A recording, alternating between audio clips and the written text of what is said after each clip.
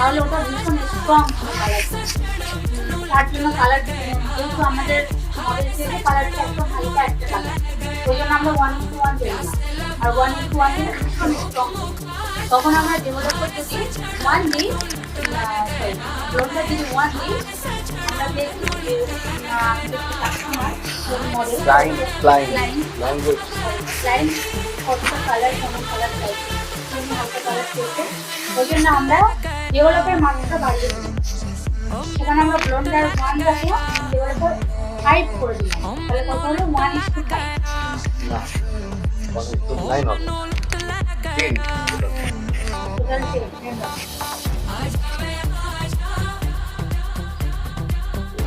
1:9 হবে।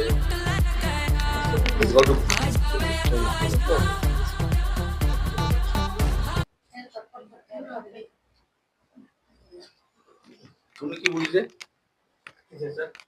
রেশিও সম্বন্ধে?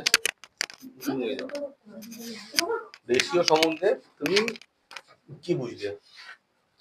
রেশিওর মাত্রা যেটা বুঝলাম যে ব্লন্ডার যেটা আছে সেটা 1:2, ব্লন্ডার যেটা আছে ওটা 1:2, আর তার সাথে যেটা মিক্স করা হবে ডেভেলপার যেটা আছে তো সেটা পরিমাণটা